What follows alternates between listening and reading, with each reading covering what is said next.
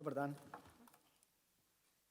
Dokler iščemo prezentacijo, me zanima, če mi lahko poveste, kdo je že slišal, odnosno zasledil kampanjo do današnjega dne. Okay. Kdo od vas, ki ste zasledili, je vedel, odnosno ve, katero problematiko je naslavljala? Okay. Pa kdo je vedel, kdo stoji za njo, torej kdo jo je izvajal? Malo manj rok. V redu, pravo razmerje.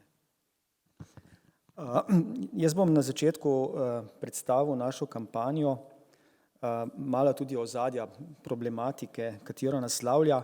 Potem bi si pa res želel, da bi vsaj pol časa, ki ga imam, uporabili za to, da pride do komunikacije, da se pogovorimo, da mi postavite vprašanja. V razmislek nam bo zagotovo tudi že, kar smo do zdaj slišali, tako da super uporabno tudi prvo predavanje. Hvala lepa. Si najprej pogledamo video. Stojim pred vami na mestu zločina.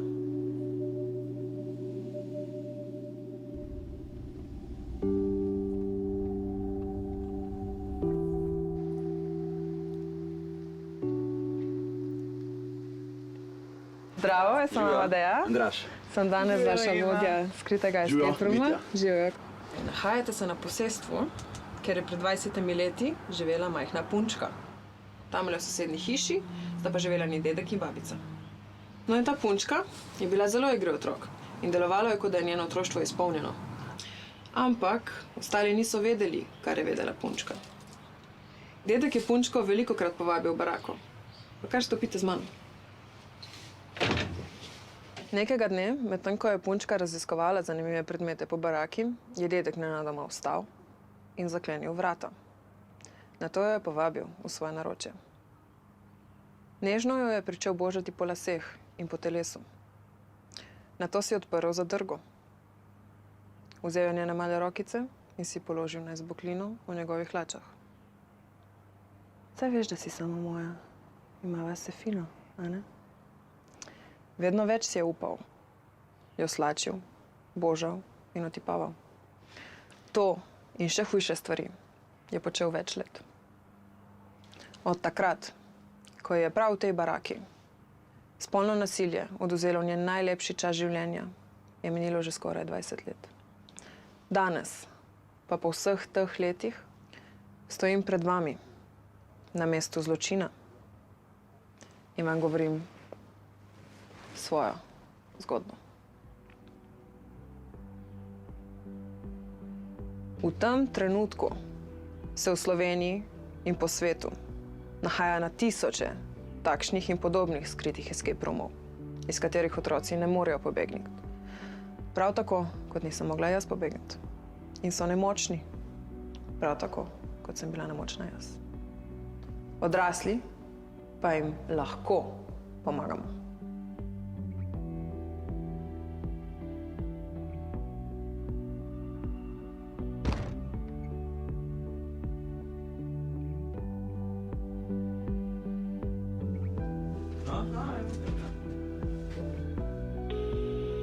Pozdravljeni. Poklicali ste Združenje proti spolnemu zlorabljanju in s tem naredili prvi korak do rešitve. Hkrati ste odklenili skriti escape room. Hvala.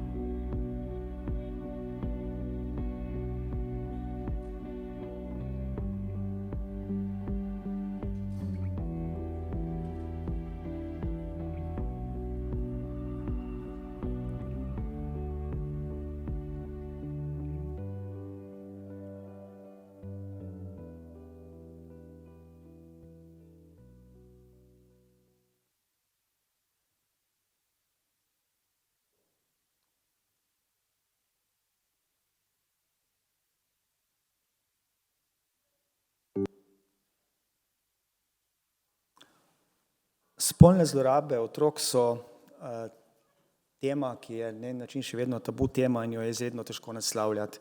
So skrit zločin, ki ponavadi traja dolgo časa, traja več let in precej predsodkov je tudi vezanih na to, kar se dogaja v nasprotju mogoče s prepričanji, večina storilcev ni pedofilov, ampak gre za potrebe po nadzoru, na prevladi, nakazanju moči in na ta način je storilec lahko vsak. Otroci, ki doživljajo spolne zlorabe, so izredno nemočni. Oni so ujeti v neki strah in odrasli, ki z njimi manipulirajo in vzbujajo občutke krivde, zelo spretni so pri nagovarjanju le-teh. Podatki, ki smo jih pridobili, kažejo na to, da je do 18. leta zlorabljen vsak 5. fant in vsaka 3. punca. 2/3 žrtev, ki se jim to dogaja, pa o tem nikoli ne spregovori. Kar je še tak podatek neprijeten, je to, da je 85% storilcev je ali članov otrokove ožje ali širše družine, oziroma gre za ljudi, ki jih otrok pozna in jim zaupa. Storilci so najbolj motivirani za to, da njihova dejanja ostanejo skrita, da lahko z zlorabami seveda nadaljujejo. Zato smo odrasli dejansko edini, ki jim lahko pomagamo. Kako lahko pomagamo? Pomagamo lahko tako, da če otrok na katerikoli način spregovori o tem, kaj se mu dogaja, kaj pristaja, da mu moramo takoj in brez dvomov verjeti, otroka moramo razumeti, zaščititi. Prepoznavanje teh znakov spolnih zlorab je odvisno od odgovornih in usposobljenih odraslih. Mi na UNICEF-u teh kompetenc nismo imeli, zato smo se v projektu združili z Združenjem proti spolnemu zlorabljanju, ki so pač strokovnjaki na tem področju. Cilj akcije je bil ozaveščanje o spolnih zlorabah in pa poziv odraslim, da v primeru suma tako zlorabo nemudoma brez odlašanja prijavijo. Komunicirali smo številko združenja, kjer so vedno prisotni strokovnjaki, ki vejo, kako prisluhniti, vejo, kako detektirati tudi skrita sporočila med klicom, tako da smo to številko izpostavili. Pri udejanju tega pa smo združili res, po moje, izredno kreativno idejo in izvedbo agencije 101, znanje Združenja proti spolnemu nasilju, spolnemu zlorabljanju, pa tudi dejstvo, da imamo na UNICEF-u res strokovno in močno ekipo na tem področju, pa tudi, čeprav to ni bilo primarno, tudi moč blagovne znamke UNICEF-a. Kakšni so bili rezultati? Jaz bi najprej zavrtel še enkrat predstavitveni video, ki je bil pripravljen in vsebuje tudi že nekaj rezultatov akcije. Tale je v angleščini, ampak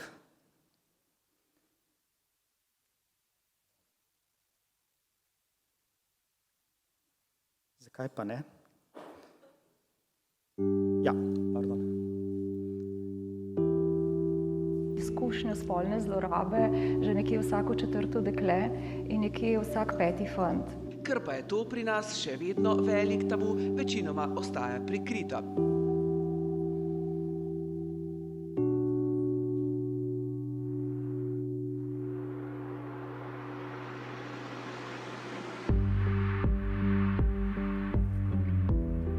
We promised visitors a return to the past in an abandoned old shanty house where they will have an unforgettable experience.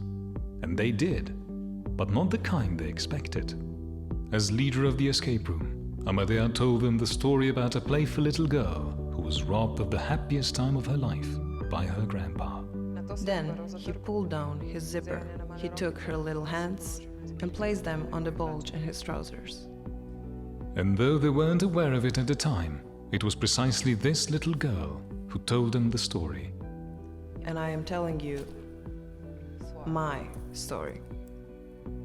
After Amadea's revelation, they had to find the real solution for all the children currently trapped in such situations. And the only clue led them to calling and reporting abuse to Association Against Sexual Abuse. Hello, you've reached the Association Against Sexual Abuse and have made the most important step towards a solution. Video premiered at the largest media event in Slovenia, where key influencers and others watched it in the company of Amadea, without knowing who she actually was. Later, it became an online video intended to spread awareness and encourage reporting the issue.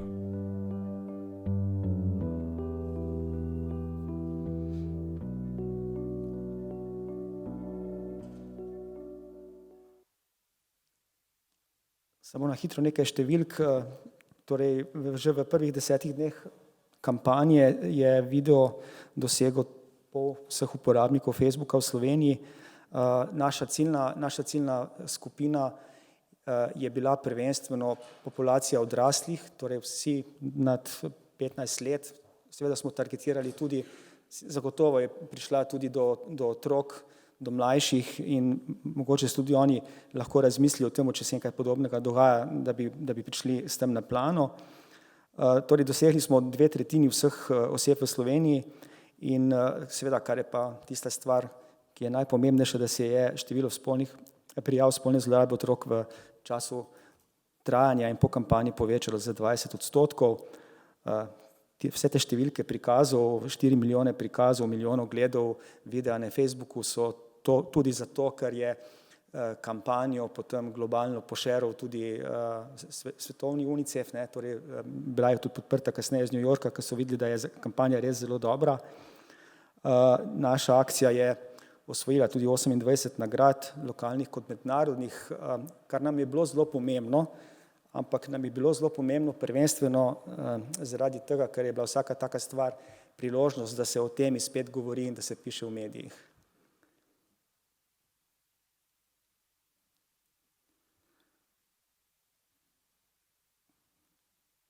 Zakaj smo bili pa uspešni? Tudi nevladne organizacije, državne ustanove, ostali s svojimi kampanjami, socialno-marketinškimi in ostalimi, na en način na trgu konkuriramo za opaženost s komercialnim oglaševanjem, z ostalimi stvarmi in mislim, da je bila ta močna emocionalna ideja skrite sobe pobega, ki jo je pripravila, nam jo predstavila in jo ponudila agencija, tista, ki je pokazala dejansko stisko teh otrok, predvsem pa tudi to upanje, da iz te sobe ob pravih korakih lahko tudi pobegnemo. Potem zagotovo je bil en element uspešnosti kampanje, kredibilnost zgodbe. V kampanji je nastopila resnična žrtev z resnično zgodbo na resnični lokaciji. Omenjeno je bilo prej pomen etičnosti v podobnih kampanjah. Ogromno smo se ukvarjali s tem, ko smo se dogovorili, da bo v kampanji dejansko nastopilo dekle, ki je imelo to izkušnjo.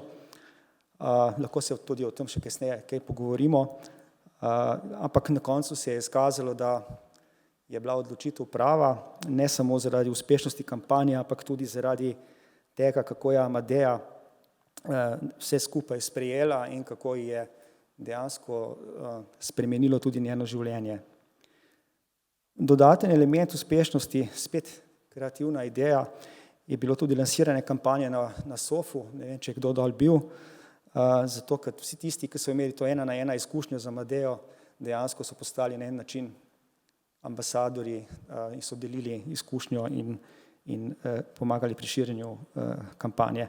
Pa odlično sodelovanje, res, to ni floskula, odlično smo sodelovali z agencijo 101, vložili so ogromno dela, več kot 10 ljudi je delalo na kampanji, tudi stroške so pokrili, ker pri takih kampanjah je vedno problem financiranja, z društvom z Amadejo pa nami.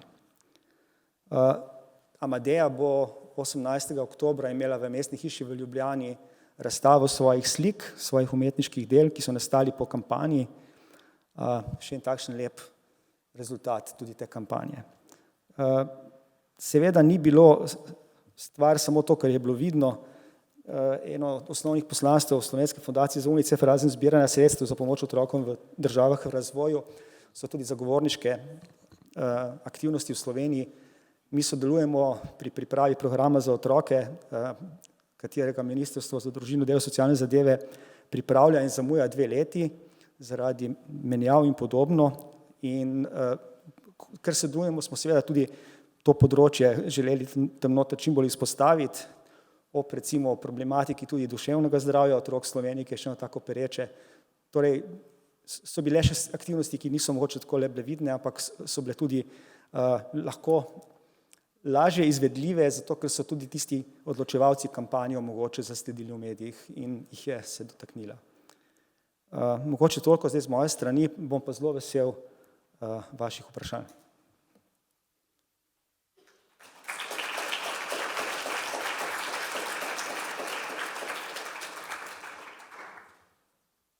Kar pogumno roke gor.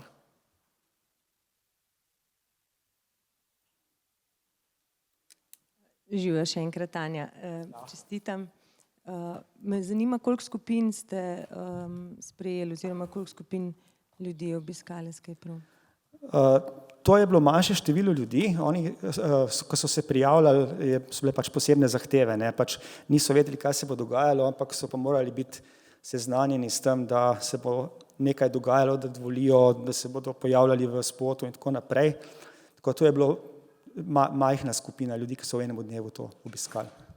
Ni bilo to odprto nekaj časa, ne, šlo je za pač pop-up stvar, ki se je pojavila, bilo bi bistveno več interesa, ampak ne bi te zgodbe ponavljali dosti. Šlo je za to, da se naredi ta socialni eksperiment na način, da se posname material, ki se ga potem distribuirajo skozi druge kanale. Hvala. Hvala za prezentacijo. Moje vprašanje je pa v bistvu, odkje izvorna ideja? Kako ste sploh prišli? Agencija je prišla z idejo k nam.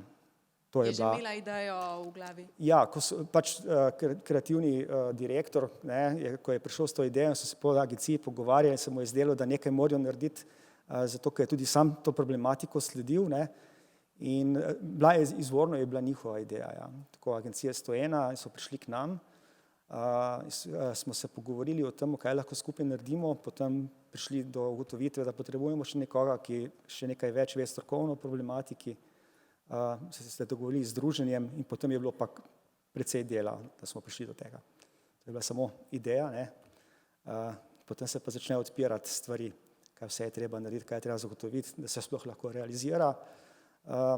Vse analize, kakšno stanje je, dosti je bilo tudi nekega desktop raziskovanja narejenega, tako da smo čim bolj natančno potem tudi targetirali sporočila. Ni bilo še ideje, ideja je bila, da bi pač to z nekom z igralko naredili z igralcem, kasneje je prišla ideja Amadeje, pa smo spet imeli dosti dela, da smo to idejo ponotranjili in vse strahove odgovorili, smo zdaj blazno veseli, da smo to naredili.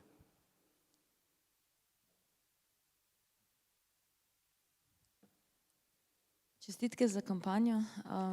Mislim, da je bila ena takih, jaz sem zelo, mislim, da ta filmček gledala že desetič, 15, pa sem še zmeri jokala, tako da pač imate ta učinek, pa zelo sem vesela, da se o teh tabuiziranih temah zelo veliko govori in mislim, da je prav. Moje vprašanje je v bistvu zelo konkretno. Glede na to, da pač smo se prej pogovarjali, z moja tudi Sinja izpostavlja dolgoročnost, ali nameravate narediti še kaj? In kako je zdaj recimo po 2 letih od lansiranja te kampanje, kakšno je stanje prijav, ali je bilo hipno dvig, ali vidite, da se zaradi tega, ker to zdaj mediji več poročajo in tako naprej, se vidi ta dvig stalen? Je sprememba v družbi, no? Jaz mislim, da neka sprememba je pa tako, z eno kampanjo se ne bo nič zgodilo. Dejstvo, da se ne bo. Ja, mi razmišljamo še naprej, seveda je pa po eni taki zadevi narediti nekaj novega, s katerim boš naslovil splošno javnost, pa da bo podobno učinkovito, relativno težko. Razmišljamo na druge stvari, razmišljamo o nasilju na zmenkanju, torej dating violence, področje, ki je tudi zelo pereče, pa se zelo malo govori, pa je povezano tudi s tem. Imamo ideje, smo v pogovorih, tako da se gotovo bomo še kaj naredili, z Amadejino zgodbo delamo naprej, ustvarjala je na določenih dogodkih skupaj z ljudmi, ki mi je predstavila dogodek v Sofu,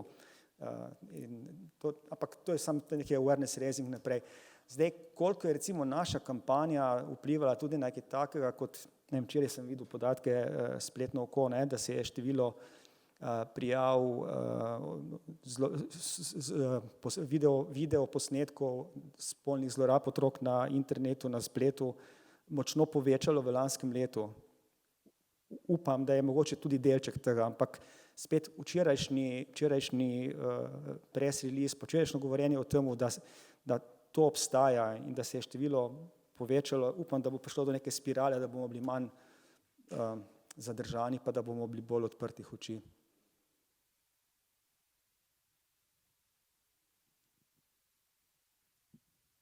Zdravo, Klemen iz Zveze Sonček.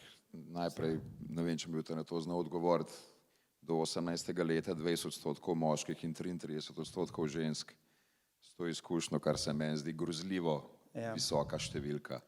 A je bilo to nekako narejeno s kakšno raziskavo pred ali po kampanji ali s kakšno... To je podatek združenja, ki ga je imel.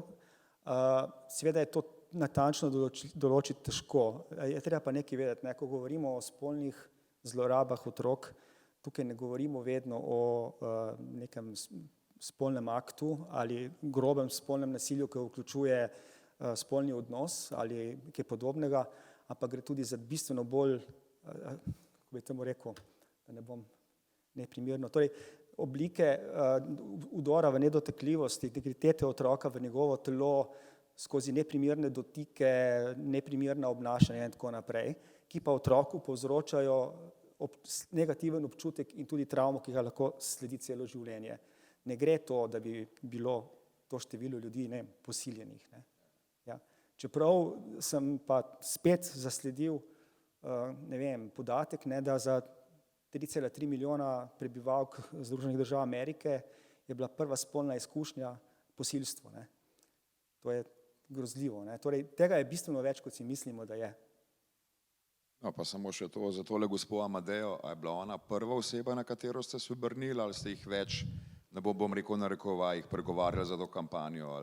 Ne, za Amadejo so nam predlagali in svetovali na združenju, zato ker so za njeno zgodbo vedeli, so delali z njo, so se ukvarjali z njenim primerom in olajšalo nam je pač odločitev, da v to gremo, da ona je o tem že spregovorila prej, torej ni bilo prvič.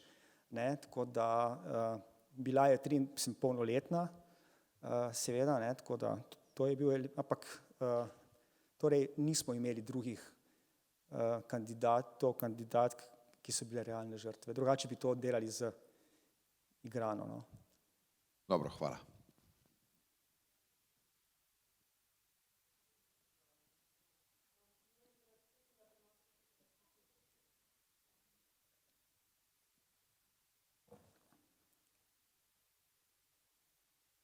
Hvala lepa, moje ime je Katja.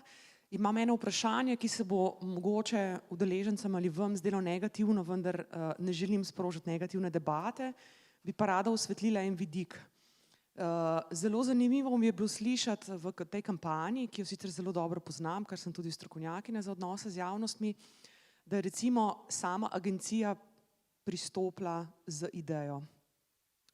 Moje vprašanje bi bilo, kako ste uspeli biti na neki zdravi meji med tem, da lahko neka agencija, ne govorim sploh o tej, govorim na splošno in ne govorim negativno, da se bomo razumeli, ohraniti zdravo mejo med tem, da neka oglaševalska agencija stopi v določeno kampanjo, naj si bo to socialnega marketinga ali družbeno odgovornega marketinga, in izkoristi ali morebiti izkoristi, da se bomo seveda pravilno razumeli, to kampanjo tudi kot lastno promocijo, to se pravi, kje je tista zdrava meja, da se potem gre ta kampanja recimo prijavljati tudi na oglaševalske festivale in podobno. Še enkrat ponavljam, to ni negativno, me pa zanima ta vidik. Hvala. Nikoli ne bi zavrnili vrhunske ideje zato, ker bi razmišljali o tem, da lahko naredi neko korist agenciji. Tukaj ne vidim nič spornega. Glede na to, na komunikacijo, ker sem bil tudi cel čas sam prisoten z agencijo, pa vem, da njihov osnovni motiv je bil vendarle poskusiti narediti nekaj družbeno koristnega in niso prišli, imamo idejo za Nakan, čeprav je prišla v short listu Nakanu. Tako da čist legitimno vprašanje, tudi sami smo o tem razmišljali, ampak z to agencijo, pa tudi z drugimi nekaterimi agencijami imamo zelo dobro sodelovanje, ki mogoče ni obrodilo toliko v promociji, pa v videnju agencije, zato ideja mogoče ni bila toliko outstanding, ampak tudi pri naših akcijah zbiranja sredstev Sodelujemo z agencijo, ki nam pomaga pri copywriterstvu, ki nam pripravlja tekste in se je izkazalo, da je potem pač odziv javnosti boljši, kot če poskušamo to, kljub temu, da vemo dosti o problematiki, delati sami, ne? Ampak to je recimo agencija, naj ne bo to kot reklama, povem, delamo tudi recimo z agencijo Grey, delamo tudi še s kom drugim, ne? Zato, ker potrebujemo znanje, potrebujemo strokovno znanje, ne moremo se ga pa privoščiti plačati, ne? In seveda smo ga zelo veseli. Tako da, kar se pa same ideje tiče, takoj smo jo kupili. Prišla je tudi v pravem trenutku, ker mi imamo neko pač strategijo komuniciranja, ne, in imamo kampanje, ki bi se globalno tudi izvajale, in ena od teh kampanj je bila tako imenovan End Violence, ne, ustavimo nasilje nad otroci, in bi tako in tako nekaj v tej kampanji delali in nam je se še s tem skupaj poklopilo, tako da smo jo uporabili. In kot rečeno, no, je bila potem tudi globalno šerana. Prosim.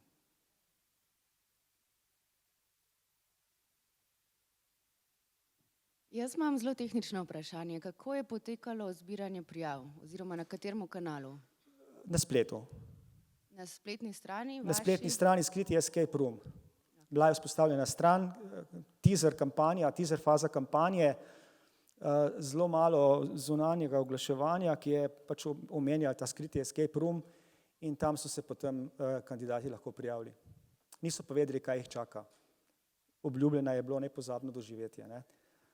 Seveda smo razmišljali tudi o tem, da se lahko, nismo vedeli točno, kakšne reakcije bodo, ne.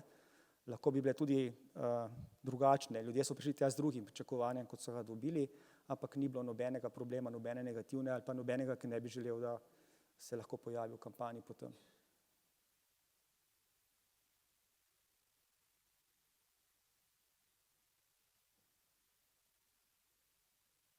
Moje ime je Maja, se navezujem na prejšnje vprašanje, ne. Zelo lahko bi se zgodilo, da bi kdo od udeležencev tega escape rooma imel sam lastno izkušnjo, pa me zanima, če ste razmišljali tudi o tem, oziroma ali je bila na voljo neka psihološka podpora, pomoč, če bi do tega prišlo.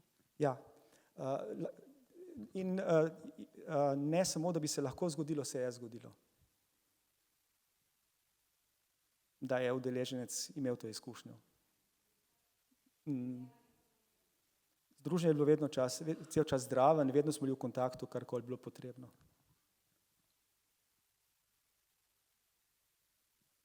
Pozdravljeni, moje ime je Mimi. Jaz se pri tej problematiki vedno sprašujem pravzaprav, zakaj vedno izpostavljamo žrtve.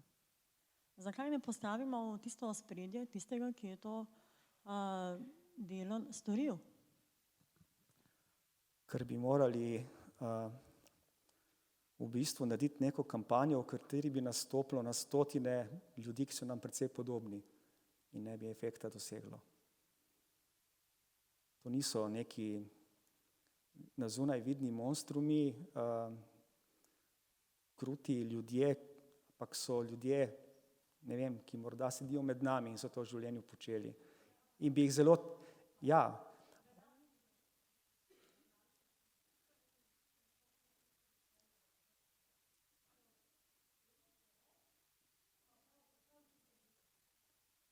ščitimo.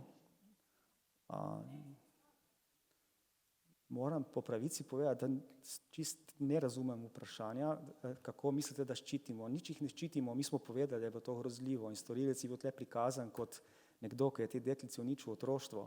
Zdaj, ali bi ga morali njega prikazati osebno? Ne, mislim, to ne gre, ne.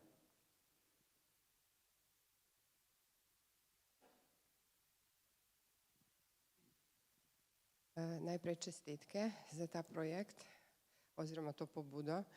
Jaz bi vprašala eno stvar. Ali ste premišljevali, ko ste to posneli, ne? V bistvu bi se navezala na to, kar je gospa Maja rekla od zadaj, ne? Kakšen bo odziv? Naprimer, zdaj tukaj ste predstavili ta dogodek, v bistvu te dogodke, ki so se dogajali, ne? Žrtve, ki so to doživljali, katere to gledajo, ok, se bojo samo spomnile svoje boleče izkušnje. Nikjer, se opravičujem, ampak nikjer nisem zaznala načine reševanja, ker podreševanja je ta trnova pot. Je še težje kot spregovoriti. In naprimer nikjer nisem zaznala, če ena od žrtev, ki je isto to doživela, to pogleda, ali bo izklopila ta posnetek, enostavno, ker bo bolečina premočna, Prehuda, ja. ali bo do konca gledala, ker jo bo zaintrigiralo in bo videla, kako sama iz takih situacij pride ven. Hočem reči, ni lih direktno predstavljena rešitev. Ja, rešitev je predstavljena zelo konkretno in to je bila tudi na drugih materialih na spletni strani, ki je bila posebej za to kreirana, je rešitev vzpostaviti prvi kontakt z združenjem za pomoč, zato ker oni imajo strokovnjake, ki se lahko z njimi sestanejo. Oni delajo case management tudi s temi žrtvami, ne? Tako da na njih smo jih, usmerjenost je bila poklicati tja in se tam pogovoriti. Jaz pa mislim, no, da je tudi en vidik tega je, da smo povedali, koliko ljudem se to dogaja, da je to res izredno pogosta zadeva, ne, da je tudi tistim, ki so skozi to šli, dalo vedeti, da niso sami, da je podobnih ljudi mnogo in da ni treba, da imajo za tega občutek krivde, ker marsikdo ga ima in sam sebe krivi za to, kar se je dogajalo. Se strinjam z vami, sam sem to hotela reči, če katerakoli žrtev to pogleda, ki je bila sicer žrtev prej, ona išče odgovor, kako naj ukrepa. Ne sem, da se spomni boleče izkušnje. Mislim, Ja, zdaj mislim tako, da tisti, ki so tiste žrtve, ki so zadevo prijavile, povedale in tako naprej, so predvidevan že v nekem procesu psihosocialne pomoči, terapije, če je bila potrebna in podobno, ne. Če pa ne, pa jih je lahko spodbudilo, da jo zdaj poiščejo, no. Ampak s klicem na to številko. Ja. Mi recimo kot naša organizacija, mi nimamo kompetenc za nudenje psihosocialne pomoči žrtvam, ne delamo tega case managementa in zato smo tudi povezali se s združenjem. Živijo, Judita iz NIJZ-ja. Jaz bi se samo navezala na to prejšnje vprašanje, ker je bilo glede koga izpostaviti, v bistvu ali žrtev ali storilca, ker se mi zdi zelo v redu primer, ki ste ga prikazali, res pohvalno, kar ste naredili, tudi v povezavi s tem, kar je Sinja prej govorila v bistvu o samem socialnem marketingu. Ideja socialnega marketinga je narediti neko dobro spremembo in iščemo pozitivno stvar, v katero gremo. Zato se mi zdi, da linčanje nekoga, storilca, ki čeprav vemo, da je pač tisti krivec in je nekaj slabega naredil, ne bi bilo konceptualno, ni ustrezno in je veliko boljše v bistvu izpostaviti neko pozitivno stran nekoga, ki je premagal neko oviro in tudi v bistvu v zvezi s tem, da se tudi če se žrtev prepozna, lahko mu zbudi to neke slabe občutke in tako in pač ne ponudi odgovora, isto vprašanje sem si postavila, ampak v bistvu je res, tako kot je na začetku bilo povedano, pač orientirati se moramo zelo koncentrirano komunicirati in odločiti se, katero vedenje želimo spremeniti in ne moramo pač za nekim univerzalnim sporočilom zdaj pa rešiti vse stvari in v tem primeru recimo zbuditi to zavedanje, se mi zdi, da ste zelo v redu predstavili in zbudili v ljudeh idejo, jaz pa nekaj lahko naredim, čeprav nisem se recimo sam s tem spopadal pa tako, ampak če zaznam neko stvar, vem, kam se obrniti. Jaz mislim, no, da mnogo nas je bilo že kdaj v življenju v primeru, ko smo razmišljali ali reagirati ali ne. Ni potrebno, da je to spolno nasilje. Lahko smo neko drugo ravnanje videli, ne, in prepogosto si rečemo, ne vem, ali in naredimo tistega koraka. Jaz upam, da mi smo hoteli spodbuditi ta korak, no, da če nekdo vendarle nekaj sumi, nekaj ve, nekaj naredi in pokazati, da če to naredi, lahko rešimo otroka iz te situacije. Seveda je to dolgotrajen postopek reševanja, ne bomo s tem klicem, ampak začne se lahko tako na ta način. In zato tudi ta analogija s sobo pobega, ne, ker vemo, da tam se moraš potruditi, da ven prideš in rešitev je bila pa ta številka. Zdaj, če mogoče ni bilo dovolj neposredno to komunicirano, če se je tudi vam podobno zgodilo, pokličite tja, se strinjam, ne, da, ampak kot rečeno, ne moreš pa spet tudi z eno akcijo preširokega števila ciljev opraviti.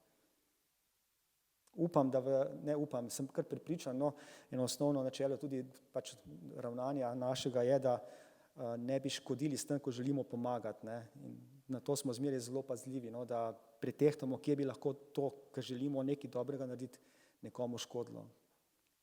To smo analizirali, koliko smo se zavedali in bilo v naši moči. Najlepša hvala. Mogoče še kakšno vprašanje?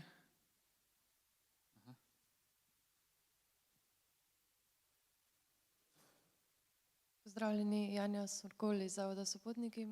Mene zanima, kako da ste se pač vi odločili, da podprete to akcijo UNICEF? Zato, ker naše osnovno poslanstvo je zaščita otrokovih pravic. In ena od osnovnih členov konvencije o otrokovih pravicah pravi, da mora biti otrok zaščiten pred vsakršno obliko nasilja. Spolno nasilje je eno najbolj zavrženih in krutih načinov, tako da neposredno gre z našim poslanstvom zaščita otrok. Hvala. Najlepša hvala, gospod Bregoč, in še enkrat čestitke za kampanjo. Hvala. Se bomo tukaj naokrog, tako če ima še kdo kakšno vprašanje, lahko tle ali pa kasneje. Super, najlepša hvala.